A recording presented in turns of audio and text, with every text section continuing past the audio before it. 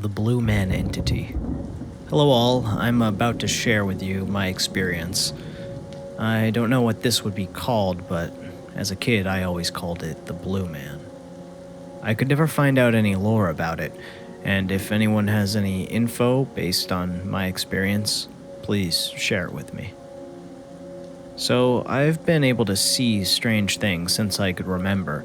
When I was younger, it was hard to tell who or what was real and what wasn't. I've always known that I'd had something that was following me ever since I was young. In my preteen years, I called him the Green Man. I would only see him in my bathroom and in my childhood home back in Texas. He never speaks, but he always watched me when I was alone. Being little, I don't remember being frightened by him, just more curious. Plus, I think my mom knew that he was there. I would always ask her who that man was, and she would look back towards the ceiling in the corner, right where I saw him. And at first, she would deny it, but after a while, she couldn't deny what we both saw, so she would say he was just there to make sure I was okay because she couldn't be everywhere to watch me. But she honestly seemed creeped out by him. Later, as a teenager and older, I started to call him the Blue Man instead of the Green Man, because he's darker than the dark. And no, he's not a shadow person, because shadow people you can at least partially see through. But him, he's a midnight blue color against the darkness. The older I got, the more I noticed that he couldn't come into the places that I lived, but would just watch me from time to time. The vibe that he gave off was more, just sinister. Like, sometimes I thought I'd feel some comfort from it, but most of the times it would be off-putting. At that point, I'd only see him sporadically, like every year or so. The last time I saw him was in my sister's husband's aunt's room. One of those situations. She was in New York, getting ready to move in with her soon-to-be husband at the time. I forgot something in her room, so I opened the door, and at the same time I'm wondering, why is it so dark in here? After all, she has a window that faces her bedroom door, and a lot of natural light is usually coming in. I feel myself bump into someone, and it bumps me back, and I guess I just wasn't paying much attention because I just said, "Oh, sorry," and staggered back as soon as I felt it bumping into me. But then my brain kicked in, and I'm trying to comprehend what's going on, and realizing the fact that no one should be in there. I automatically look up and scream, and then he disappears. At that moment, his vibe made me feel intense fear. Well, I guess what I'm asking is if anyone else has seen him. I've come across the Green Man in Celtic lore, but nothing else about a Blue Man. This is a very unique encounter for a number of reasons. The most startling being that the storyteller was in some way able to make physical contact with this Blue Man, whoever he is. So that's frightening enough, along with the fact that it isn't really just them who's able to see him. I wonder what their mom remembers of the encounters with this entity and why she seemed to so blasé about him standing ominously in the corner. Kind of sounds like the Blue Man's followed the storyteller into different homes, but I'm not entirely sure on that. If so, that flips on its head the classic idea of a haunting being localized in one particular house or location. I'm curious, why did you call him the Green Man originally? Did he change color? Thinking back on it, all the way back when I first saw him, he still was a blue color. But I guess my best explanation is there was this sort of greenish tinted light in the bathroom, and also I was around 3 years old. He was between a dark turquoise, dark cyan, sort of looking like a dark bruise, but my little mind didn't know the word for that color, so Green Man it was. When I was little, he never felt scary, although he should have been, because a man standing in the corner of my room is scary enough, let alone a green floating one. I used to see people in colors like that when I was a child. It started when I was 3. A beautiful woman that glowed pinkish red would come to me at night. I would hear music and we would dance. There were blue people and green people as well. The woman told me that I could speak to the blue and pink people, but don't speak to the green ones. My mother was telling my husband how weird I am once we had our first child, and she acted like she was seeing spirits. She started telling him how I used to get up in the middle of the night, and it looked like I was ballroom dancing all down the hall and in the living room of our old house. It brought back all of these memories that I had from those years. We moved when I was 5, and I was devastated that I didn't see the same spirits in our new house. I have never really done any research on the colors or anything, so thank you for sharing this. I honestly loved my childhood and the visitors I had. I see scary ones these days. The Arkansas huminoid. So, back when I lived in Arkansas, I had a friend on the bus with me during high school. We were riding our normal bus route, but me and her looked across a large cow field by the wood line and saw a weird human, but also inhuman, figure. It was white, but you could see through it. It looked like it had 2 legs, but they were completely smooth and straight, and it didn't have feet at the bottom. As we looked up it, its body raised into a smooth top that was rounded, so we realized there was no torso or legs. No one else saw this creature, but she had remembered it. Over the years, I had forgotten about it, but she brought it up again, and it jogged my memory. We don't have a photo, but we do have a picture of how she remembered it looked.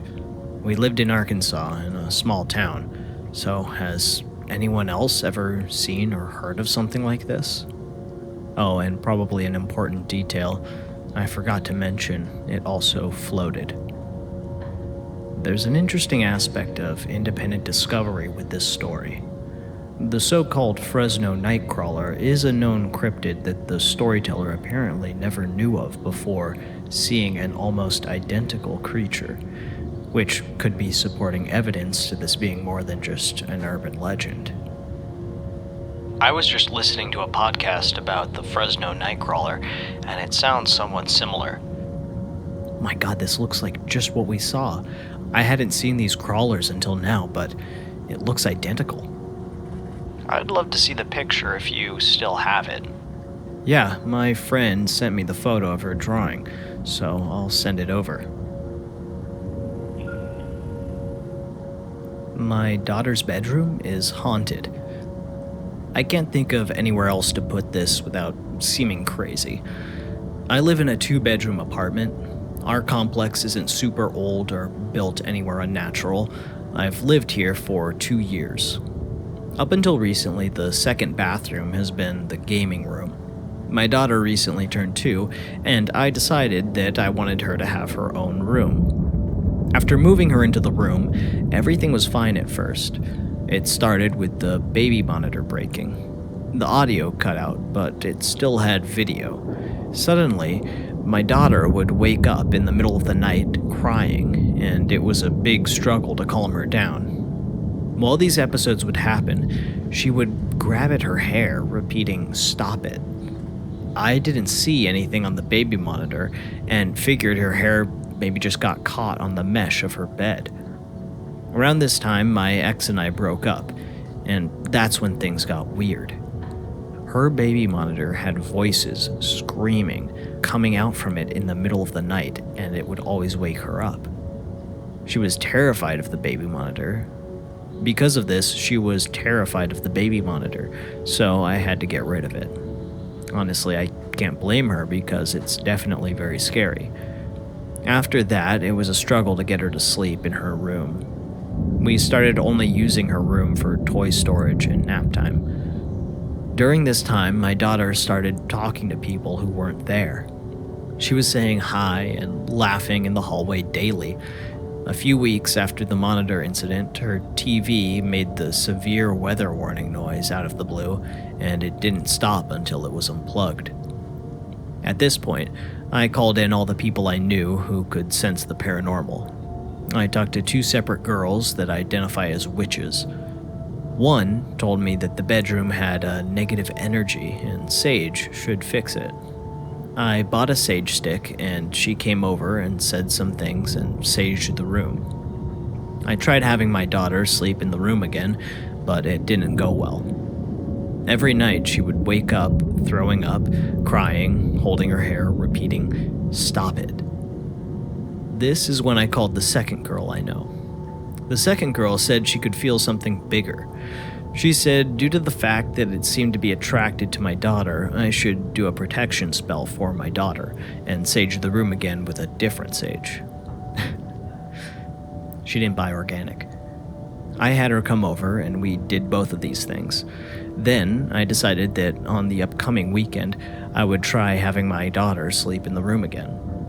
The day I planned on doing this, something strange happened. The door to her room had been closed since I moved her out of there, but that day when I walked past, the door was open. Please keep in mind my daughter can't open doors. I'm at a loss as to what I should do next.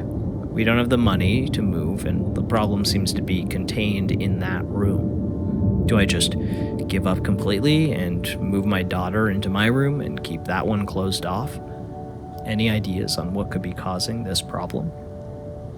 It always disturbs me the most anytime these stories involve children hearing or seeing things, probably because they're the most innocent of us and would rarely lie on purpose for their own means or a prank or any number of reasons that an adult might make up a story like this. Kids have their own imagination, of course, but why would the storyteller's daughter purposefully pull at her hair and act tormented unless she was truly feeling that way? That, to me, goes beyond imagination. Fair warning, you'll see check for carbon monoxide comments, and I honestly would.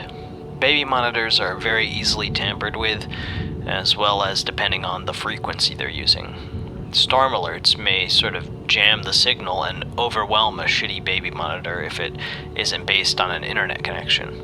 If it's connected via Wi-Fi, ensure it isn't public and consider changing the password. Most baby monitor cameras go through the 8150 port, and this can unfortunately be a prime target.